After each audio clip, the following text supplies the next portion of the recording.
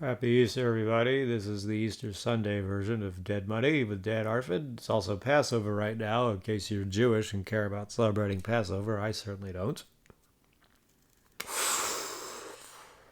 Of course, by the time you're hearing this, it's not going to be Passover anymore. But that aside, hello again. Glad to get another episode out sooner before later. I've been going on and on about all these hand histories I want to talk about, so I'm not going to stop talking about them, and I'm just going to talk about them. So we're going to go backwards, and then we'll probably jump around. First hand came from Saturday, April 4th, following a pretty wild session I had Friday, April 3rd. Talked about that in episode 9 of season 2. So the first hand of interest was folds to my button. I raised to 20 with 10-5 of diamonds.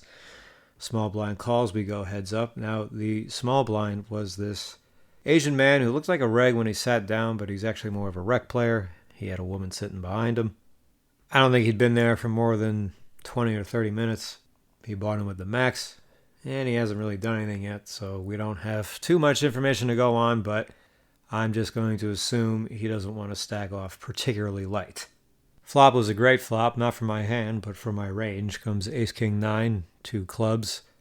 I got a big nut advantage. This is that classic spot that solvers taught us about. Look more closely at it. He can't have aces or kings or ace-king. I sure can, or at least we think he can't have ace-king. Probably not. He check calls 35. Brings the pot up to about 105, 110, I guess. And then the turn is a 5, gives me a pair, so I have a few outs on the river. But probably more importantly, that 5 at least blocks some of his ace-5, 2 pairs. He checks, and I bet 225, and I guess this is when I started to get a little nervous, and he called again. He calls this overbet. And the river is a very significant nut-changing card. It's now the 4 of clubs. Now, it seemed hard for him to have a flush, but he's going to have a few flushes.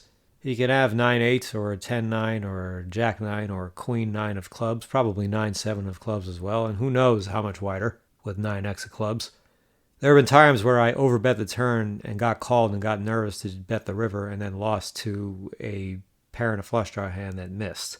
So I noted that time and told myself don't be afraid to overbet the river in case the turn overbet is called, because it could be a hand like that.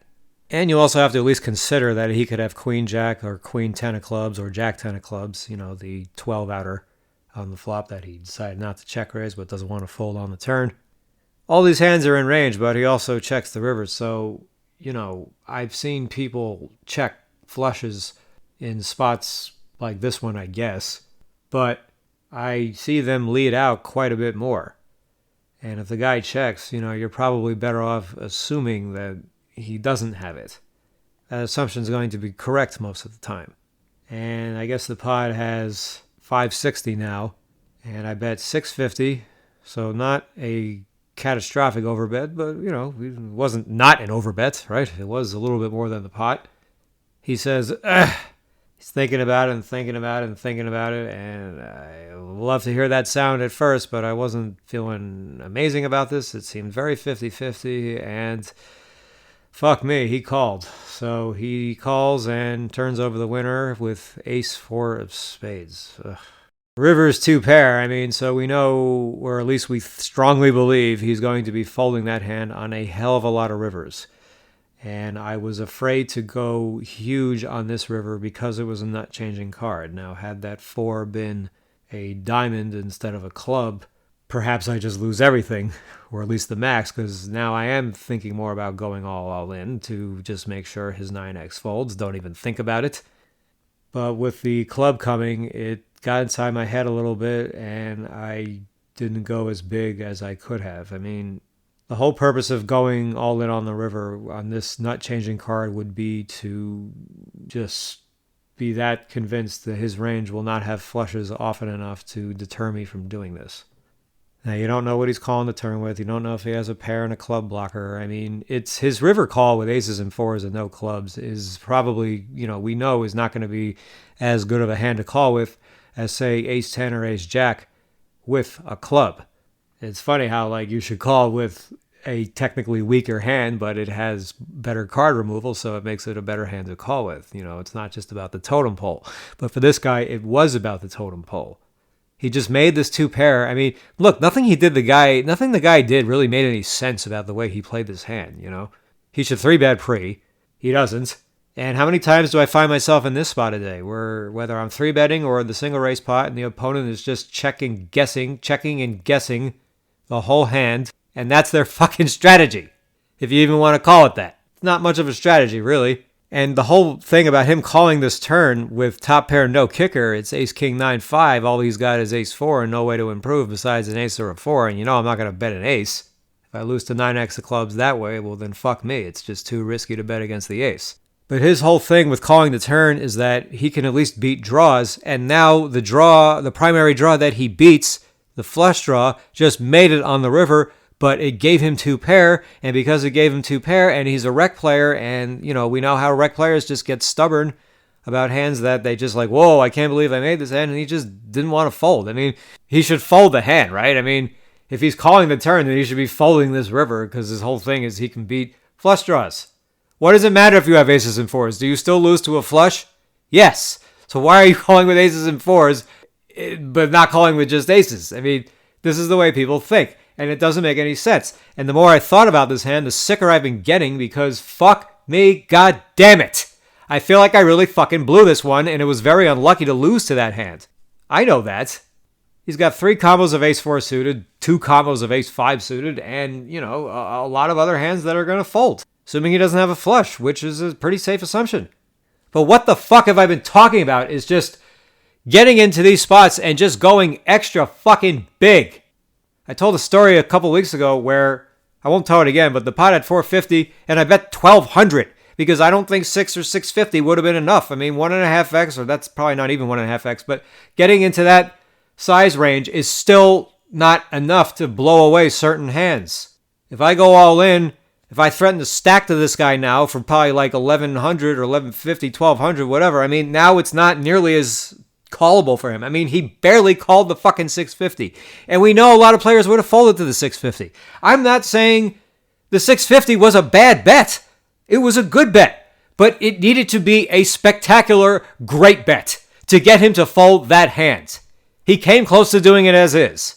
This is the problem with playing against rec players is, when I say it's a problem, I just mean it's something that happens, is you don't really know sometimes when they're about to become unpredictable. They could have shown you a lot of predictability up to a certain point, but then suddenly become unpredictable. You know, they're going to call raises with the king 10 offs and the king jack offsuits from the middle-ish positions when there's an early position raise. They're just going to do it without thinking about it because they see 2 somewhat playable cards. They didn't come there to fold all day, so they put the fucking money in and they want to see a flop, and they're not thinking about the fact that they're dominated and they're spewing. The regs will be thinking that way. The regs will not lose money to you in these spots little by little. That's what the regs are always doing. But the regs, a lot of regs would have folded that hand on the river. 100%. To that size. Aces and fours. Because they're thinking they beat flushes and they're not going to do it.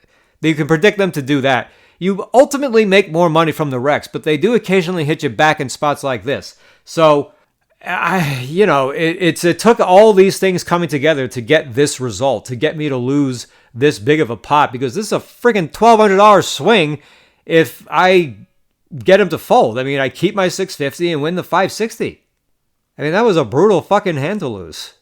And we know how unlikely it was that I lose it, because if he has ace-3 of spades instead of ace-4 of spades, we know it's pretty unlikely he calls that size. I know that it's unlucky that the size got called because of the hand he had, but if I just go all in, he probably just folds everything except flushes. And how do I determine whether or not he has a flush? I can't believe I fucking forgot to do this. I mean, when the session started, I was definitely tired and feeling it, and I think eventually I settled in.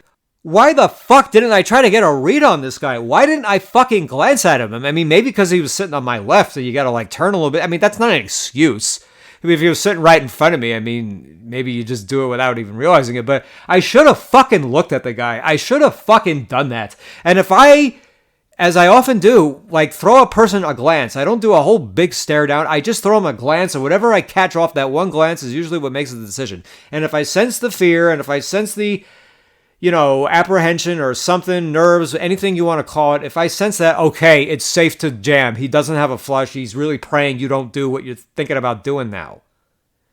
But 650 into the pot, a little over pot. I mean, that money to lose was in the realm of acceptability for him. And that's why he just barely made the call. There's something psychological about going all in against a lot of people. Not only is it additional money you're betting, it's just the fact that you went all in. It's the fact that you're threatening to stack them. The fact that you yourself are willing to get stacked. It fucks with people's minds. And if you're serious about becoming a really great no limit hold'em player, you have to fucking bluff. You have to do this, people. You have to do it. I'm sorry. I'm sorry to foil the plans of so many players that, you could just go in there and be a nit and just cruise through life. And you have to be okay with picking the wrong number sometimes and losing, or even picking the right number and still losing, because you know something? Sometimes they just call you. There's a non-zero chance he would have called an all-in. We don't know that he would have folded to an all-in. Nobody knows the friggin' unknown. But come on, you hear this story, you hear about everything we're talking about here. This guy is, do not think he's calling a shove. You shove just in case he hit a 3-outer on the river or turned a 2-outer with aces and fives. You're going all into, you're buying the extra insurance against those hands to make sure he folds even those hands. We know he's never folding a flush, but if he doesn't lead and he looks weak, just put the fucking money in. I mean, forget it. You can't wait only for the perfect blockers to bluff, all right? Sometimes you just got to do it anyway. So that one hurt. I mean, that occurred about an hour into the session, got me stuck, and I stayed on point for a while. It ended up being the biggest loss of the year at 2-5, although nowhere close to the biggest loss I've ever had. Just talking about 2026. Then a reg opens the 20, I think over a limp, and I make it 70 with ace king off. I got the ace of diamonds. He calls. He's under the gun, so I know his defending range is going to be stronger than from other spots. But the flop was 9-4 deuce, 2 diamonds, and he check called 80, so pot's at 300. Turn is a queen. He checks, and I bet 250. First, I thought he was going to call. Then I thought he was going to fold, and so he jams, naturally. And I, of course, snap folded. His jam was about maybe 1,000 total. It wasn't some crazy over jam. It was just it felt like a go with it and pray jam. Who knows if he turned a queen. I don't think the guy had a nutted hand like a set. I mean, who knows if he has tens or jacks. I mean, I don't think he would have made that move with those hands. I was confused. I was not expecting a jam. I mean, I'm trying to level the guy. Maybe he thinks I'm not going to triple river, so he's just going to stick it in now and pray. I mean, only he knows. The guy doesn't seem like this brilliant player to me. He's a reg I've only just seen. I mean, I think he's playing all right. I'm not saying he's a fish. I'm just really curious what he shoved with, or if he was one of these players who just thinks there's no way he ever has it, ever. Now that I've seen him bluff, I will never give him any respect. I mean, sometimes you try to level guys and make them think that, you're not going to do this 2 times in a row, so then they fold to you. And that is going to work against a number of players. But I don't know what he shoved with. One other delightful hand from this day. A new player sits down. He's a cleared fish. He raises to 10 from the cutoff. I 3-bet aces to 30. One of the blinds calls, and the raiser calls. It comes queen, jack, deuce, all spades. Got the ace of spades. Cutoff fish donks 60 into me. That's nice. I call. Other guy folds. Turn is a break. He donks 115. He's got about 250 left. I don't think he's going to fold if I shove. I don't think I want a spade to come because this could fuck things up for me. So I want him to get it all in here. So I jam. He calls. Hit an ace on the river for top set, so, that certainly comes in handy in case he had a set or 2 pair. No, he just flopped a flush with 10-6 of spades. So give me the ace anyway, just to cock tease me just a little more. I'm already dead to a spade. So that's all there is worth mentioning about April 4th, Saturday. Now we're going to roll back the camera a little bit, see what else we got. Yes, so here's another exciting bluff that I got to run. Straddle is on. I race to 30 with ace-5 of clubs. We go 4-way. Flop comes 4-7-8, 2 hearts, no clubs. We all check. Turn is a 6, so I hit the inside straight with the 5. 10-9 is the nut straight, but the 6 is also a heart. There are 6, 7, 8 all hearts out there, so this is already a 3 possible straight flushes. 4-5, 10-9, and 9-5. I think I bet in these spots a little bit too often. It checks to me, I bet 50, and it folds around, and the straddle calls. And the straddler is this Asian woman. Also appears to be a rec player. But unlike the guy, does not have a man sitting behind her. Or a woman. So we go heads up to the river, and look at this river. 9 of hearts. There are now 4 cards to a straight flush out there. 6, 7, 8, and 9er. And she checks. And my first thought was to check back. And then I thought, well, maybe I don't have to check back because she didn't leave the river. And we don't have to worry about her having a straight flush. With the 5, or especially the 10 of hearts, people. 6, 7, 8, 9 of hearts out there, and you're telling me she's got the 10 of hearts in check? No. Zero chance, okay? Whether it's a rec player, a semi-pro player, a pro player, I don't care who you are. Let's get one thing straight now, okay? This is simple. People don't come all the way to the casino to play poker, make straight flushes on the river, and then check, all right? That's not something people do, okay? Whether they should or shouldn't ever in any given spot, that is not something people do. She is not going to have a straight flush here. Now, there is a chance she has a higher straight with no flush. There is a chance she has the same hand. There is a chance she has a flush, including the ace of hearts. She could even have the king of hearts. And all those hands, including the ace of hearts, is going to be in a pretty unhappy, miserable spot if she faces a big bet. So I bet 500 into 220, and she, You know, this was a much bigger overbet than the previous hand I just told. This overall size is smaller, 500 instead of 650, but this is over 2.5 times the pot, but it's also $500 of lifetime money. And she, does the whole thing. I mean, hates herself, hates life, says Merry Christmas, and calls with the ace of hearts. So, once again, twice, and I told these stories in reverse order, this is twice actually. 2 fucking times where I lose this fucking very big bluff on the river, and both cases I didn't go big enough. I should have shoved against her too. Yeah, it would have been $1,100. Yeah, it would have been 5 times the pot. Yeah, it would have been crazy. That's the fucking point. It's supposed to be crazy. It's supposed to be crazy. That's why it works. I don't know that she would have folded the ace of hearts there. There's a non-zero chance. Jamming is better. She would have folded every other hand except the ace of hearts, and a lot of other players would have folded the ace of hearts there. That doesn't matter. I'm in this spot. It was a good bet. It was not a spectacular bet, and that's what it needed to be. So that's like a $720 swing, you know, because I didn't steal the 220, lost the 500. I mean, I don't know. I got scared to go all in. I mean, I bet 500, which is still a huge bet, and it still brain fucked her. But it did not create the psychological effect that going all in does. And it was not also just twice the amount of money. I mean, she's going to think to herself, Jesus, what the fuck? I mean, is he trying to get me to call with the ace of hearts? I mean, she would have led with the ace of hearts if not for this particular river. I mean, her turn call is so stupid, okay? She has the ace of hearts. She check calls. She's getting a little over 3-1, I guess. She is not getting paid on any card. She is either losing on the river and check folding, or check and losing, or she hits a heart, bets into me big, and folds. But when it comes one of the straight flush cards, she has to check and then hope her opponent fires a huge bluff at her to rep the straight flush. That is the only circumstances in which she could ever justify check calling the turn here with just the ace of hearts. And that's it. And then she gets so goddamn lucky to not only hit the heart, it's the straight flush type that makes her want to check, and she runs into like the one fucking person who would even think about making a bet like this on the river of this size. So I'm getting there. I mean, I've done it before. When I bet 1,200 into 450, I mean, it would not have worked if I bet 600 or 700. I don't think so. I have to go into this brain fuck territory. That's what you have to do. I've been thinking more about it, and it's got to be done.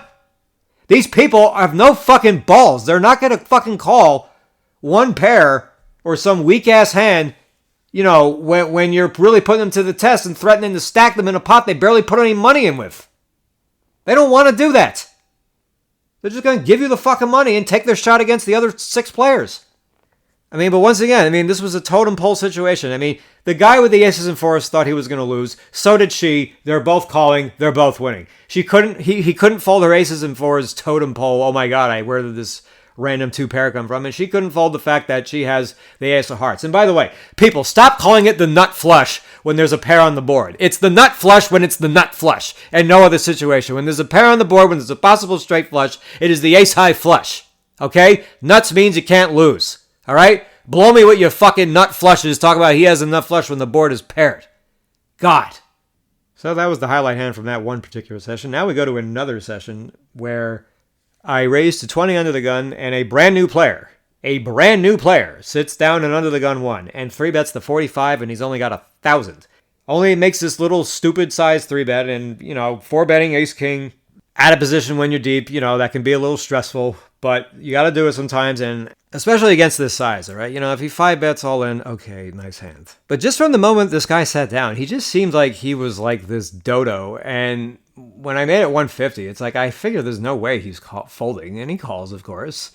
And the flop comes 10-7-3 all spades, and I have the king of spades. I don't know if I'm supposed to check or what I'm supposed to do here, but I think betting is probably fine. I bet 75, and he raises me to 235, and this fucking sucks, okay? Obviously, I'm in deep shit against any flush, drawing dead against, hey, the nut flush, and if he has a set, I'm in bad shape. And if he has ace of spades, queen, ace of spades, jack, I'm ahead of those hands, but not by much. I'm in a shitty spot here, real shitty. I mean, I think most days I would think that fold is the way you want to go here, but I, for some reason, just didn't want to fold, and I don't think calling is an option. Because if I call and hit a flush, I can't bet the turn. Then I can't bet that big on the river if it does go check, and if I check the turn and he bets huge, I'm in a terrible spot. I don't think calling is on the table here. I think it's fold or rip and run it with him. Now, what's he raise folding or raise calling off? Does he have jacks with a spade? All right, I'm not doing terrible against that hand, and that hand might fold sometimes. I don't know. I just had this weird feeling that this guy just had some dodo hand and was just going to be some dodo. And something was telling me to just not fold this hand. So I fucking jammed, fade the snap. That first second is the scariest second you can ever have. It's like it's the closest you get to a near-death experience without it being one. He thinks and he folds. Wow. What in the world did he fold? He could not have folded anything but what did he fold? Just jacks with no spade? Is he just trying to see if he has it? You know what I mean? I don't know what he's doing there. Really, really strange spot. But yeah, that's one of the wildest rejams I've ever made because, it's not impossible for me to be drawing dead. You would think he wouldn't raise just the nuts there, but maybe he would because it's such a small bet and he doesn't want another spade to come, so he puts a little raise in. Crazier things have been done than that. Then later after that, I get kings, and it's a single raise pot. The blind calls, and the big blind is this white reg who seems nitty, and he's been quiet. He's not going to be a moron, but I got the sense that he wasn't that comfortable with me. So anyway, the flop comes jack 9 deuce, I think, 2 diamonds. I have a diamond. He check calls, turns another 9, and I thought I can bet this card, and I can just fold to a check raise. He's not going to check raise bluff this card. I can have a 9. Check calls that. Check calls turn. River's the 7 and a diamond, so flushes and straights both complete. Then he leads 115, which at first I thought was a disaster, and I don't remember the sizes from this pot, but that $115 bet was maybe a little more than half. It wasn't very intimidating. Felt like if he had the hand he's repping, he'd go bigger, or it's a good bet. But I call, and he's bluffing with pocket 10s, with a diamond, I think. When I called him, he's like, you probably got it. Like I said, I felt like this guy was just not very sure of himself at some point. I don't know. Nothing even really happened. I don't know. But in any event, if he went bigger, like I went bigger against some of these other people, it would have worked. Then I get another interesting hand against him. I get pocket 10s, and this is shortly after the pocket kings. I raise, he calls button. Flop comes 10, jack 9, middle set. I know ordinarily this is a check, but I think I can get away with betting against this guy. So I bet, and he calls. Turn was okay. It was another 10, so now I have 4 10s. I bet 30 on the flop. I bet 55 on the turn, and it's about half pot. He calls. The river is a 7 of diamonds, and I forgot to mention, when I turned quads, that created a backdoor flush, and now guess what? I don't have the nuts anymore. 8, 9 of diamonds is now a straight flush nuts. Now, it's not that I'm worried about it, but it is what happened in the hand. I don't have the nuts anymore. I lead 125, and he calls, and I was debating, should I check the river? It's sick. You hate to have to fucking check the river, but because he could just check back with hands that he'd call with. Now, if he has a flush, we know he's going to bet, so we can check raise. But if I bet, maybe he would raise a flush. Would he consider raising a flush? I don't know. You want to get the check raise in against the flush. You don't know if he's going to fold it, though. You don't know that he's going to call it necessarily, but you definitely want to be able to put him in the spot. I was just worried that he wouldn't bet a jack, but he might call with it. So he calls 125. I mean, I still don't know. It's hard checking these kinds of hands on the river out of position, even if you can think of every reason in the world why it makes sense. So then later, I'm playing against this Italian player who is actually a pretty good player. I saw him in the 5-10, and I think he's good enough to win at it. We had battled a little bit in other sessions, but he raises to 30 in the cutoff against the limp. And his previous cutoff, he had also raised to 30 against the limp and shown down ace-8 offsuit. So we know he can be light again, and I know that he knows that I saw him do that, and I'm going to, do something about it, and I'm expecting him to be able to 4-bet. Of course, when he does 4-bet, something tells me he may only be nutted whenever he does it, but I mean, I'm really not sure. Either way, there's a dynamic available. So he makes it 30, and I have kings on the button, so this is perfect. So now it's a perfect spot for him to 4-bet for value with weaker than kings or bluff. So I make it 100, and he makes it 350. Now we're like $1,700 deep, and I don't know if this guy is going to go all the way bluffing. So even with aces, you might be better off 5-bet ripping to try and get a mistaken call from something. But I know that this guy will probably have a lot of hands that have about 30-ish percent, 33% against my hand, and I'm just worried he's not going to bluff off with it, and I'm only going to get more action from a hand that has improved to something better. So I think jamming is good. It could induce a bad call from queens or ace-king. I mean, I think jamming is at least my best shot at getting that result, not making it like, 800 or something. I mean, that's basically telling him what I have. I think that's probably a good size if you do have ace-king, but he folded relatively fast, so it doesn't seem like he had a decision. I mean, if he had like queens or jacks or any real hand, he would have definitely thought about it a little longer than he did. Then we get into a pot where it's blind versus blind. He raises to 25 out of the small blind. I call the big blind with 10-8 of diamonds. And I think the flop was something like 4-5-7 with 2 hearts and a diamond. It was something like that. Or I may have been drawn to the nuts. It may have been like 4-6-9 with 2 hearts and a diamond. Yeah, it was something more like that, actually. So he checks, and he ends up check calling, I think, 35. That brings the pot up to 120. I turn a 10. I turn top pair. We go check, check. River's the king of diamonds. Front door flush comes in. I don't have any blockers. He thinks about it and bets 60, and I felt like it was a value bet. I mean, I should have just... I don't know why I fucking pay this off. I mean, I know that I should just fold this. But I started thinking, I did turn top pair, and there's a good river card for him to bluff, and he might think that I just have some small pair, or that he can turn a little small pair into a bluff, if he had like pocket fives or just a 6 or something. So I call, and he has queens with no diamonds. So, all right, I mean, I'll give him the benefit that his river bet is fine. I mean, I had like the one hand I could actually call him with. I would not have called him without turning that top pair. So he ran good in that respect, but okay, that's what happened that hand. He plays good. Then we get into another blind versus blind, and he raises 25 out of the small blind. And this guy's been having a bad night, by the way, and he's actually bluffed off a couple times. He lost a couple of big overbet bluffs himself to other players. And I know he's going to try and play that image up against me. In fact, he's already made a big check raise at some other points where I didn't have that much of a hand, and I felt like it was big value, and he's trying to wrap a bluff. So anyway, he raises 25 small blind. I call big blind with jack 9 off. It comes 10-8-6 rainbow, so I got the open ender, and the 7 gives me the stone nuts. Checks again, and I still think that betting here is okay, even though I don't want to get check raised again, but I do get check raised again. 35, he makes it 170. Check raises over the pot size, and I'm very certain at this point that he has a set. I think he definitely has a set. He went 25 again. I mean, I don't know if that's his only size going small blind against big blind, but either way, I just felt like he had a monster hand when he did this. So I call, and how you doing? Queen on the turn. Now the pot has 390. I got the nut straight. He checks. And I know I can get away with overbetting this because his sets ain't folding. I mean, maybe I should have bet a lot bigger. Maybe I should have bet like 600. I only bet 450. 450, no little small bet here. But he ain't folding. And he calls.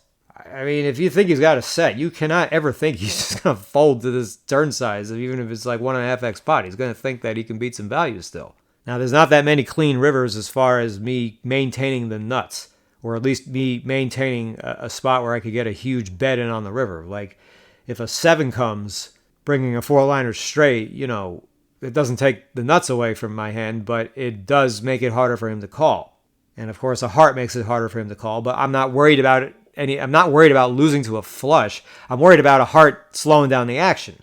There's only like a 36-ish% chance of me getting a total blank on the river that will not make him scared of anything losing on the river. And of course, I don't want to see the board pair. And if the board pairs, I'm not putting another penny in. I don't care if he checks. I don't care if he leads huge. I don't care what he does. So the river is perfect. Just perfect. 7 of hearts. Just great. Bring in the backdoor flush and create the straight with the 9. Awesome. So he checks. I guess the pot has close to 1,300. I bet 500, which might be a little too big. I mean, he tanked and show folded me a set of 10s. I mean, look, no matter what size I pick, I mean, there might be a size he pays off anyway just because the price is just too much and he just can't deal with folding it. But obviously 500 was a little too much for him. And look, I don't care who you are, how great of a player you are. I think we all run into spots where you just don't have any bluffs. And look, I mean, I don't know how I get here with a bluff. Now, should I have gone all in to like try and rep a bluff when I don't have the backdoor hearts and try to get him to think that, maybe I would only shove a flush here and it's hard for me to have a flush and, doesn't think I can value shove a straight because now he's going to think that I might think I can't get called by a worse hand if I have it straight. So, the more I think about it, I actually think jamming would have been better because it's more likely to hero call. Because if I jam, now I'm polarizing myself to a flush or nothing. Whereas 500 makes it possible for me to have a straight. So the more I think about it, I actually wish I had value shoved this. Doesn't mean he would have called, but it's just would have been the better move. I think it would have made him even more confused. So in any event, he made the right fold. I mean, but look, whether shoving is better on the river or not, it is hard for me to get to this river all the way with this line and be bluffing still. Or maybe he does go to the next level and thinks I am capable of value shoving a straight and not worried about a flush and thinks I can still get hero called by a set. Who knows? Who knows what he was thinking? But that hand was certainly a battle. Now we're going to go back to this week before that. We got some crazy hands from that session.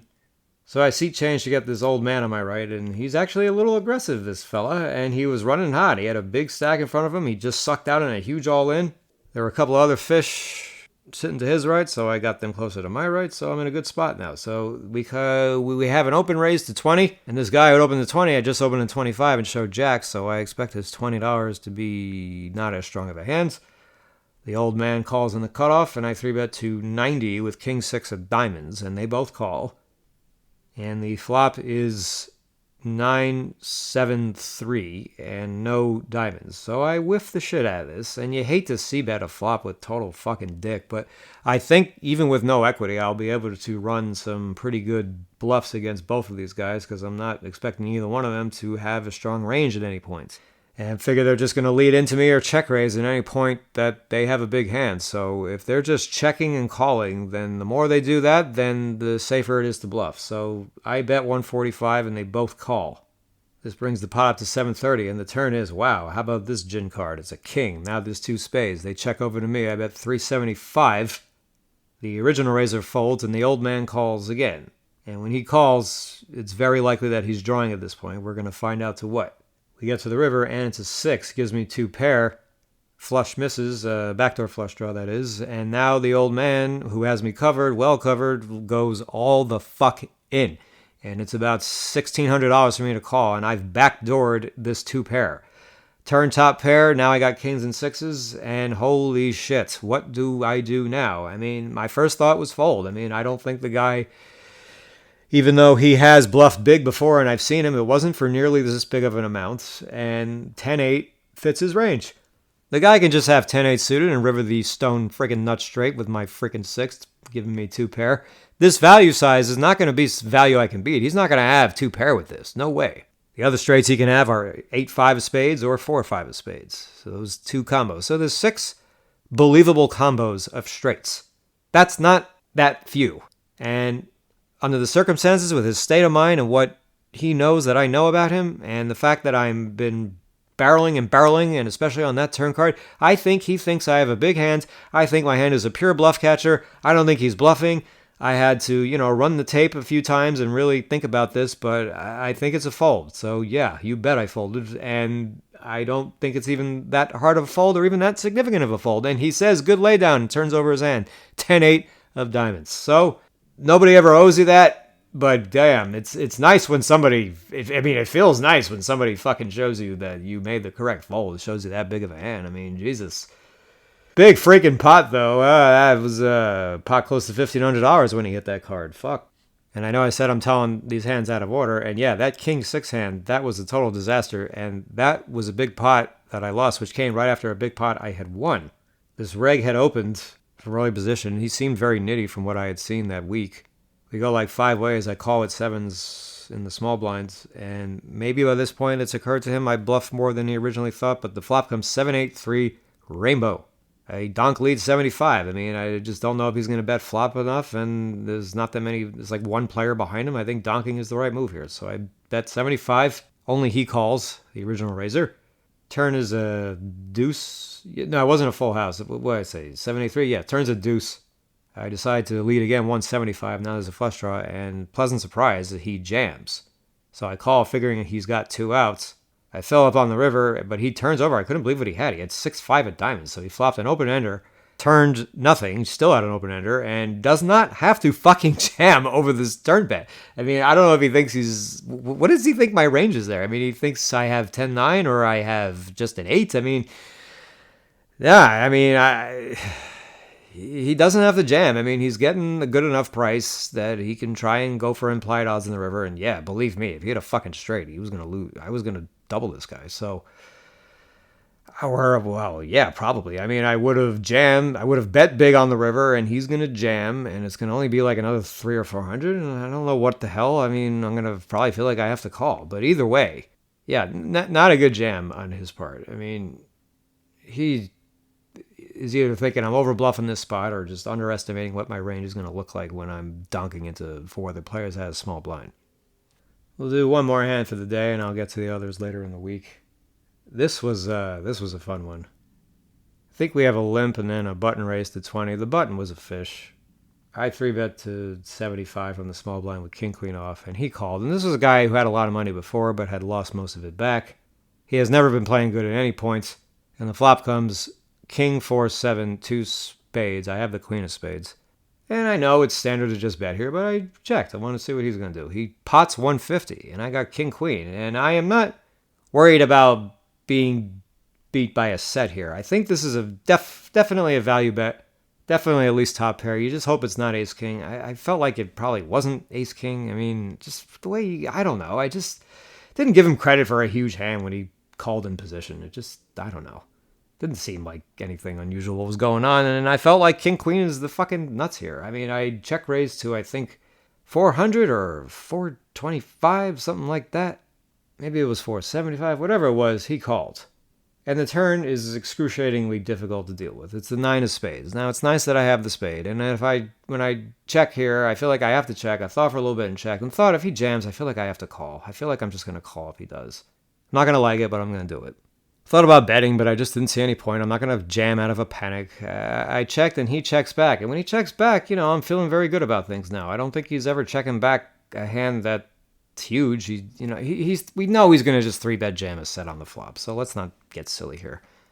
Which narrows his range that I can beat. It's any king X. King 10, king jack is the likeliest of sorts. He could just have the 6-5 straight draw. I mean, we still got to deal with that. He checks back turn. And the river's a friggin' 3. So we get the possible flush on the turn, the possible straight on the river. I mean, just really, really uncomfortable situation. But I don't know. Something was telling me all along that it was a value bet on the flop. And I don't think he has 6-5, and I don't think I have to check the river. I think my turn check is still fine because it could blow him off a top pair. But I felt like at this point that I have the best hand. Felt like this is a fish who has been winning, and now he's losing a lot back, and I think he's starting to come unraveled, and I think I could get a really big value shove in here, and I fucking jammed this hand. I think it was about between 750 and 900, and he's thinking for a little bit, and he calls, and I turn my hand over, holding my breath because of the nit rolls that go on, and king queen is good here. This is one of the best value shoves I've made in a really long time. And he had King Jack of Hearts. And I mean, if I had the sizing right, I think he like lost. I think this was like a $2,400 pot. I mean, $300 pot going to the flop. King 7 4 2 spades. He's got King Queen. I get King Jack. A spade comes, a three comes, and I still get the whole thing from him. I mean, that tells you how bad people are capable of playing. So that certainly felt nice because I think about all the all-in bluffs I've lost and how, every time I go all in as a value jam and get the call, I mean, it's always like a really big hand. Most of the time when you go all in for value, you got to have a really big hand. I mean, this was not ace king even. This was king queen. It felt good to just own the fuck out of this guy. I mean, he was probably just confused by the check raise, the fact that I didn't do anything on the turn, and probably figured if I had a hand like the one I did that I wouldn't jam the river. So he probably just thought it's like a nuts or nothing type thing, and he just doesn't think I have the nuts. So, all right, maybe he's just got some weird airball. So, hooray, I finally did something right. Finally picked the right size, goodness. But all right, I'd like to make another show soon in the week and tell you about the rest of the hands in the last week or two, but I'll start you guys with that for now. So, thanks for listening, and we'll see you next time.